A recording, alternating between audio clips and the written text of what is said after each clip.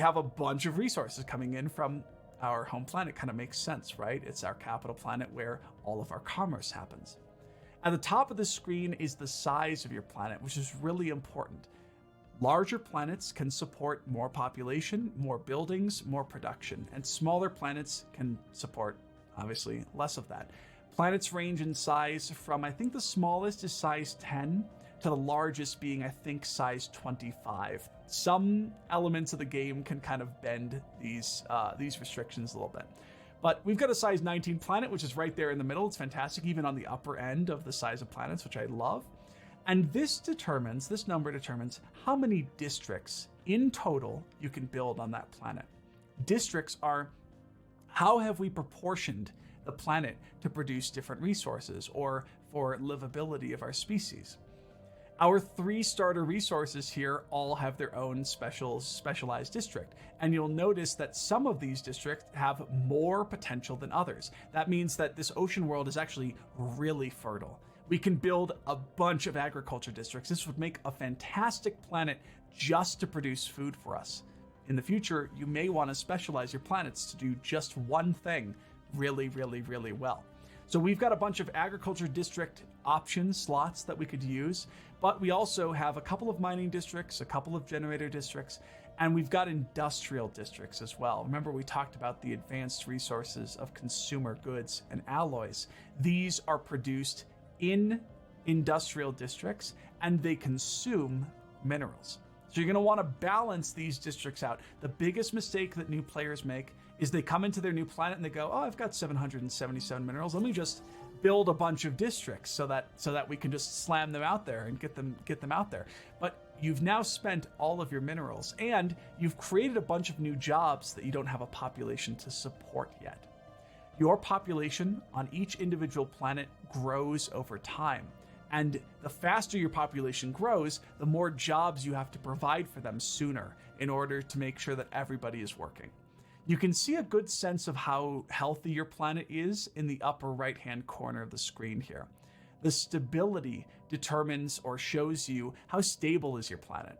Low stability are planets that have fallen into chaos and crime and criminal syndicates. You could have a planet that actually falls out of your control and is now run by a criminal overlord if your stability gets too low. Don't let that happen.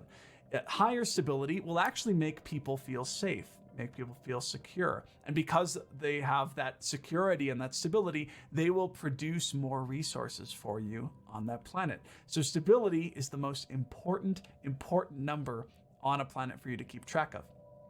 Stability is determined by how much crime is on that planet, which through various random events in the game, or if you end up providing too little beneficial resources like consumer goods or like amenities, crime will start to naturally increase, which you don't want to happen.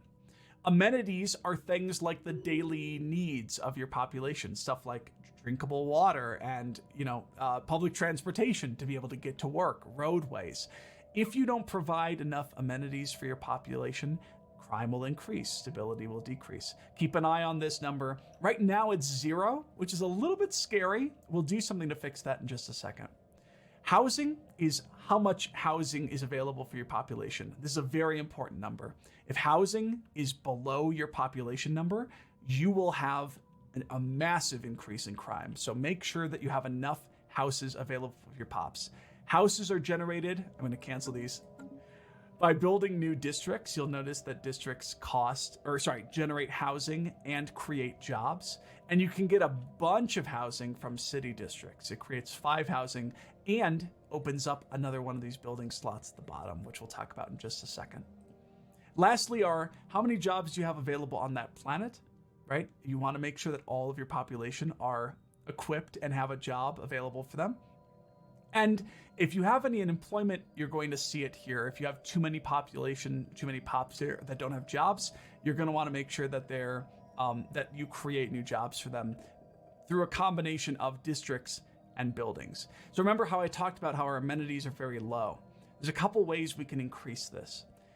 The first way is we can create a new city district, right? It generates that 5 housing, but it also generates a clerk job. And that job will allow clerks that take the job to produce amenities.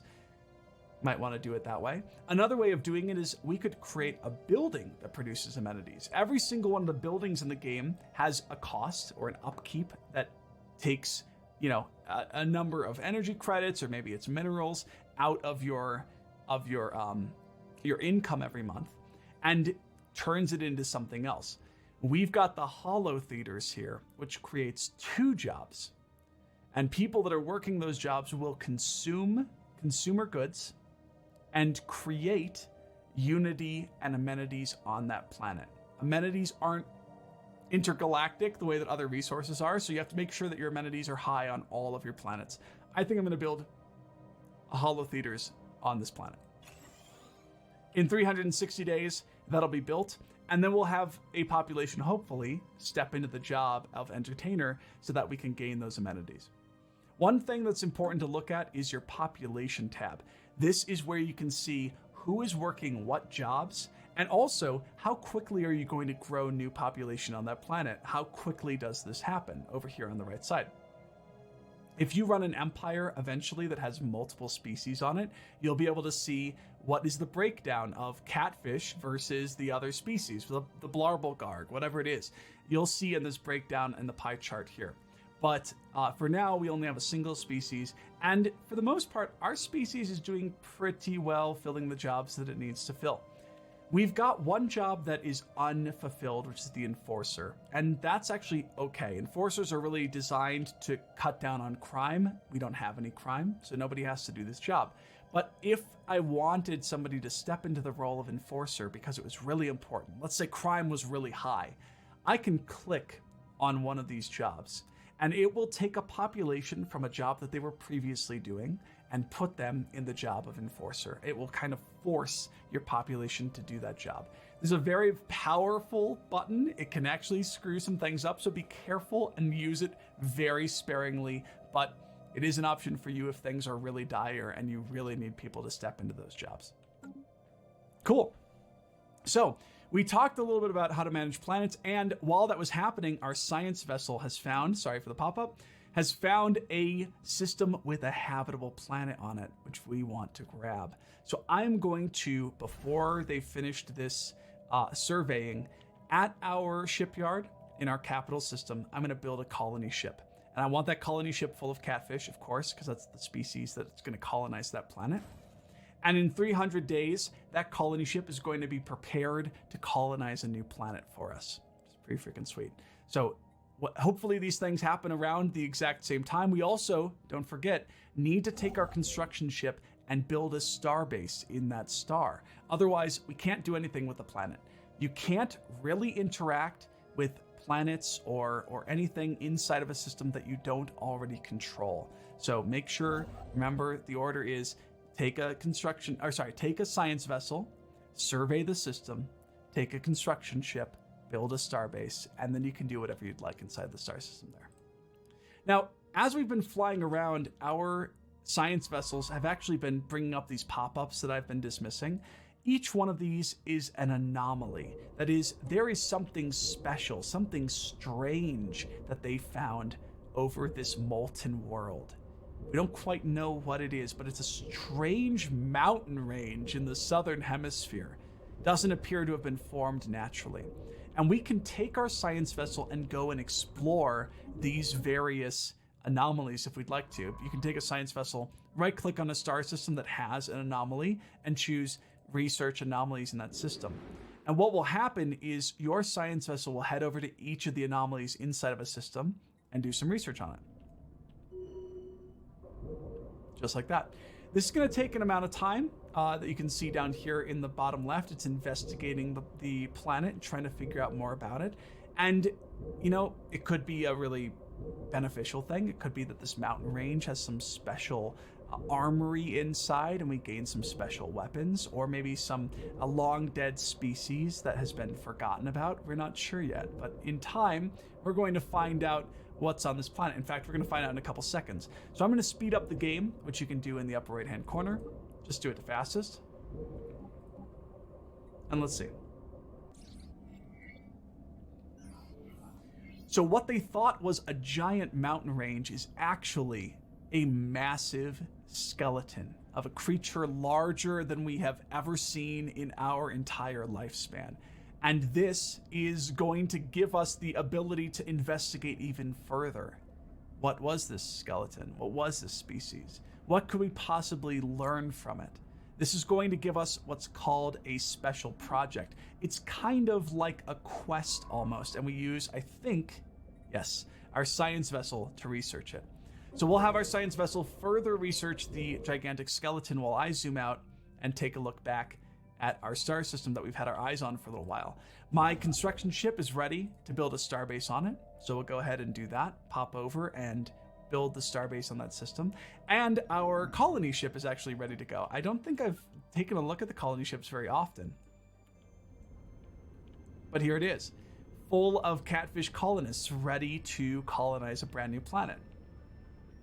So while we're working on building our starbase, I'll take our colony ship and move it into range of the planet that we're going to pull under our empire and colonize soon. We've got a couple of science vessels off, darting around the galaxy, trying to find out what's going on there. We can build even a few more because we've got a bunch of alloys left over. I've left this tradition and haven't taken it, so we should probably take some of these and catch up. We've got a little bit more, 4 months or so, until we can grab our next tradition. So we'll have that in just a second. And hey, our research on the massive skeletal remain just completed. We found out that there was some kind of creature that passed through a gigantic dimensional gateway and ended up on this planet. And because we've completed that research with our science vessel, we gained a bunch of physics research as to how did that dimensional gateway actually function. It's pretty neat. And you'll find a lot of these scientific anomalies all over the galaxy as you explore. Great. We've just taken Trabano into our empire's kind of grasp at this point, and now we've got our colony ship that's one system away from being able to colonize Trabano 3. I'm going to right-click on the planet and choose Colonize Planet. And here we can choose to name our colony if we'd like to rename it from Trabano Prime, but Trabano Prime fits it just nicely. I'll click OK. And now our colony ship is going to head over to this planet and begin the colonization process. It's going to land our population down on the planet, and in a couple of months or so, we are going to finally be able to have a brand new habitable planet for our species. It's going to take a little bit of time, which you can see here. If you click on the planet, you'll see it pop up. It's also in your outliner on the right. And that's how you play. Those are your first couple steps into space.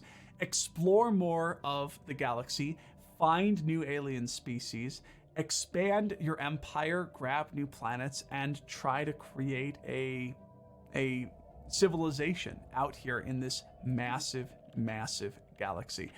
We only scratch the surface of Stellaris, but you'll be able to explore a lot of it as you play yourself.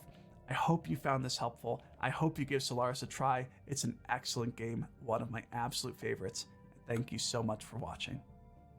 If you want to see more, you can check out my YouTube channel, Max the Catfish, where I'm going to have some Stellaris tips and tricks and tutorial videos, or you can catch us on Twitch, where we stream Stellaris live.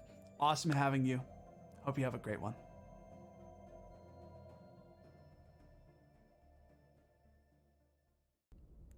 What's going on, everybody? It's Max here, and today I am partnering with Paradox Interactive to bring you a really quick beginner's tutorial for Stellaris. We're not going to be able to cover everything that this game has, but we will be able to cover your first steps into a brand new galaxy and orient you to how to play the game. So let's just jump right into it. When you first join the game, you're going to want to click New Game.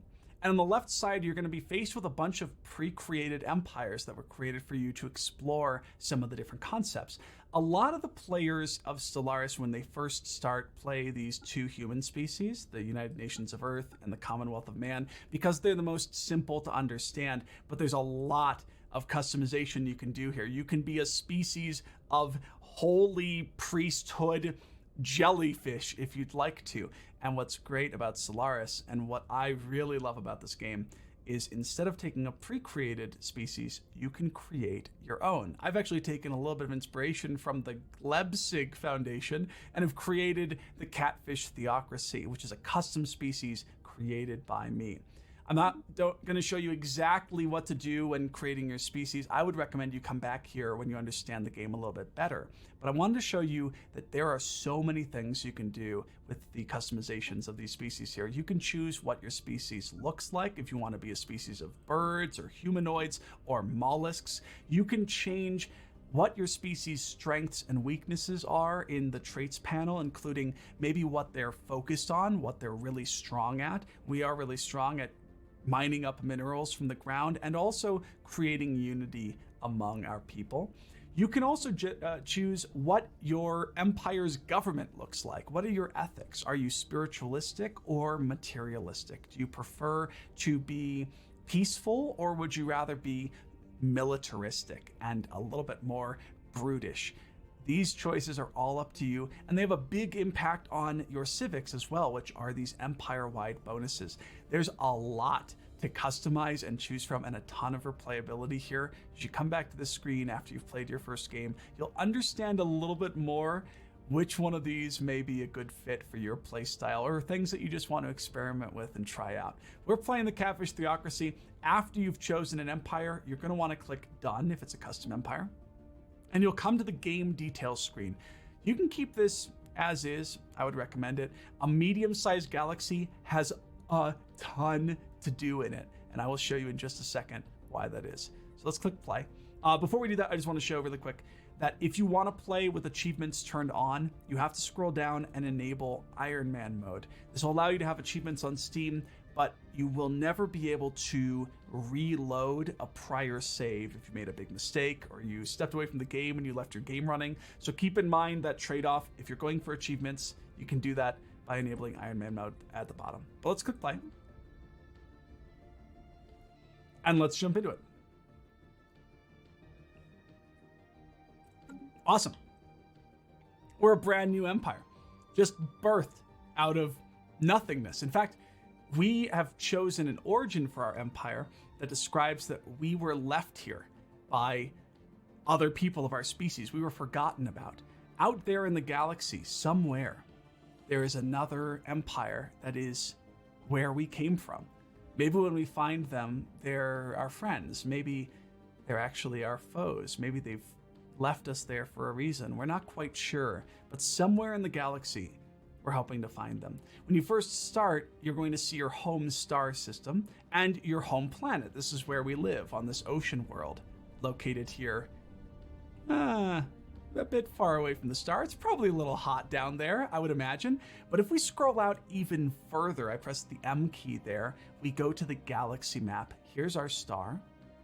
And if we scroll out, every single one of these dots on the galaxy map is another star. Some of them aren't even stars. Some of them are black holes, like this one here.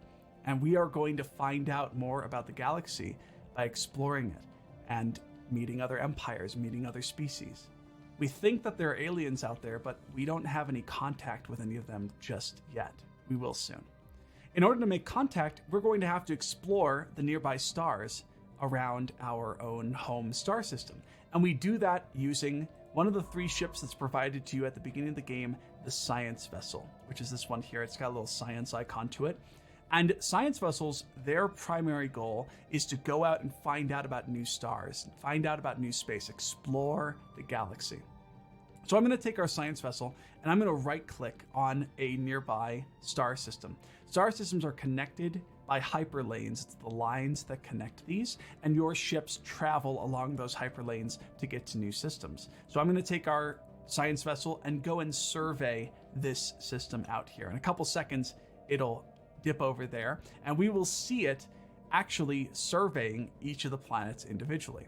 So let's just speed up time just a second here, and we'll see it dart across the hyperlane, just like that. And now our science vessel is in a brand new star system with new planets, new asteroids, new phenomenon out there to explore and investigate. And we are going to survey every single planet and anomaly in this system just passively. You don't have to micromanage this. So while they're doing that, I'm actually going to send them out to survey a couple more systems. I think would be smart, just to find out more about space and what's out there, if there's anyone out there that's nearby that we may want to make a connection with. And while that's happening, let's do a really quick tutorial on the UI of Stellaris, because there's a lot here for you to think about. In the upper left-hand corner, we've got the starting 3 resources. These are your most basic resources in the game: energy credits, minerals, and food. Energy credits are almost like a let's call it a galactic currency in a way, right? That we use to buy and sell things to pay people. Our minerals are used for us to generate new things on planets, like new buildings or set up new structures. We're taking those minerals and we're producing brand new buildings and production capabilities in our galaxy. And food, pretty straightforward. We have to eat food to survive. There are some empires out there, some species that don't have to eat food to survive, which is interesting. You might meet some of them in your playthrough. Next up are the 2 advanced resources here. We've got consumer goods and alloys. Consumer goods are the things that are like luxury resources, like iPods, that keep your population happy and distracted, right? And alloys are used to build new ships and new star bases, to build new constructions out in space that can withstand the pressures of outer space there. Influence is what we use to gain new star systems and expand our empire larger. It also allows us to do some backroom deals, let's say, with other empires as we meet them out in space. We've got Unity, which is a resource that we now use to unlock traditions and hire leaders. The more unified our empire is, the more leaders we can recruit to actually lead us to this star era. And Unity unlocks traditions, which we just got a pop-up for. This section here, just below your resources, is your pop-up bar. You're going to have some pop-ups that come up that are just telling you, hey, you might want to think about this. Hey, you've got, some research that you should be choosing, or in this case, hey, you've got a tradition that's available that you should pick. So let's go into the traditions panel and choose one. Up here at the top, it shows you how close you are to gaining your next tradition. We have 685 Unity, so we're actually way ahead of the 300 that we need to gain a tradition. Let's go ahead and choose one. So I'm going to click select, and we have a list of a bunch of traditions in here for you to choose from. It's almost overwhelming. I would say it's kind of overwhelming to pick and choose one of these to start with. Each tradition really has its focus, and you can learn a little bit more about that if you scroll over it. Gives you a sense a little bit about like, what is this tradition really trying to accomplish. But for a brand new game, for a fresh start, my recommendation is that new players take either the Discovery tradition or the Expansion tradition. Discovery is going to increase the speed of those science vessels, like the one that we just sent out to survey the different stars. Or Expansion is going to allow you to take new systems and really kind of be sort of aggressive at building your empire out and building it quickly. So choose whichever one you enjoy the playstyle of. I particularly like Discovery because it increases our chance at finding out things in the galaxy. So I'm going to choose the Discovery tradition, adopt it by clicking yes. We have even more Unity than just by a single tradition. So we can now spend 343 Unity on one of these upgrades inside of the Discovery tradition, and completing this tradition by choosing all of these will gain us a very powerful bonus called an Ascension perk for our empire. So I'm going to start by choosing to boldly go. This is the perk that's going to increase the speed of our survey vessels. Boom. And now we have a permanent empire-wide bonus to the survey speed of each one of our vessels. In fact, let's build a second vessel now. I think that would be smart to find out more about the stars around us as quickly as possible. To do that, I'm going to click on this icon to the right of our star name called the Rethel Station. And this opens up what is called your starport. To start the game, you have a starport that is built inside of the system, and the starport can support up to 2 modules and a building. The modules built for you include a shipyard, and this is how you build new ships in Stellaris and build up either your navy or, in our case, we're going to build a couple more of these science vessels. So let's go to the shipyard and let's choose a science ship. We can see that it costs us 90 alloys, right? From our alloys in the upper left-hand corner. And it's going to take us 50 days to produce. Not bad, not terrible. Unpausing the game, we'll see the progress of that science ship continue along. And in a second, it's going to be built and available for us inside of the system. We can actually see its production when we scroll in. In a couple of seconds here, we're going to see the brand new science vessel pop up. There it is. We can even zoom in even further and see what that looks like up close. And you can do this for all of your ships, including the 3 little corvettes that you start with at the beginning of the game. All of your ships are rendered at this detail level where you can zoom way in and see all of them, which is really cool when your fleets get bigger and bigger and bigger. So we've got a brand new science vessel, but we can't send it out to survey things until it has a scientist on the vessel. Obviously, we need a scientist to do the research out there in the galaxy. So we're going to click Assign Leader. We actually have a bunch of leaders listed here that start with you at the beginning of the game, one of which is actually on the other science vessel that's flying around space. But we need one specifically for our brand new science vessel, so we're going to choose Recruit. And we have an option of 3 leaders to choose from. Every leader has a trait in the game. Some leaders have more traits, and your leaders can actually grow stronger and have multiple traits to choose from in the future. But for now, we've got 1 trait each. The trait options here aren't the best for a science vessel. You'll learn about these as you learn the concepts in the game. Research speed really relates to how quickly they research technologies, not research around the universe. So it's not really very good for us, but we've got a leader here that costs half as much and costs half as much to pay them, which, you know, at the beginning of the game is actually kind of sweet. So I'm going to recruit this leader and I'm going to put them on our science vessel. And now I can shift and right click a bunch of star systems, and our science vessel is going to dart off and start researching the systems that are closest to us in the next couple of years. Pretty sweet. The other pop-ups that we've had on our screen for a little while, and you should do this while the game is still paused, is your technology options. I've gone a couple of months not researching technology. It was a bit of a waste, but we can come here now and choose the technology that we want to start researching. Technology in Stellaris is broken up into 3 different trees: your physics tree, society tree, and your engineering tree. And each one of these trees has different technologies for you to take a look at and consider and research. In the physics tree, we've got the just flat out option that all future research will be plus 5% faster. That's pretty sweet. That's a pretty good tech to grab. Usually a really good thing to grab as early as possible. So I'm going to take the administrative AI, and in 49 months, we'll have researched that technology and we'll have another 3 options for us to choose from. In society research, we have something similar. We've got all future society research will be 20% faster. That's really great to take in the early game. It's a really good one. I'm going to grab that.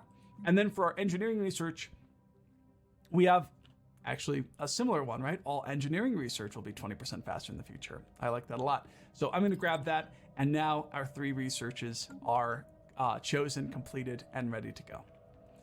You'll notice that underneath each one of the systems in the game are a bunch of resources. We've got these 2 energy credits, 2 minerals, and 2 society research here. I'm going to close these pop-ups. And over on Feldazir, we have 2 energy credits and 6 minerals, which is actually pretty sweet. I think I want to grab those 6 minerals. If we exploit these mineral pockets by building mining stations above these planets or above these moons, we will be able to gain that energy or resource income in our galactic income. You don't have to worry about producing resources on a specific planet. Your planets, when they produce energy or minerals or food, produce that across the entire empire. So you don't have to worry about the micromanaging of any of those resources and where they go. But I want to take that 2 energy credits and 6 minerals. To do that, I have to expand my empire by building a starbase. You do that by taking your construction vessel and moving it to adjacent systems to your empire. You can technically send them out even further than that, but I wouldn't recommend it. And choosing Build Starbase. You'll notice it uses a little bit of influence And it uses some alloys, which we have built up here in our resource bar at the top. So let's choose Build Starbase. And just like our science vessel darted across the galaxy, our construction vessel will now go one system over and build a starbase that is going to expand our empire. Now we've got a pop-up here that's actually pretty important. This one doesn't let me dismiss it.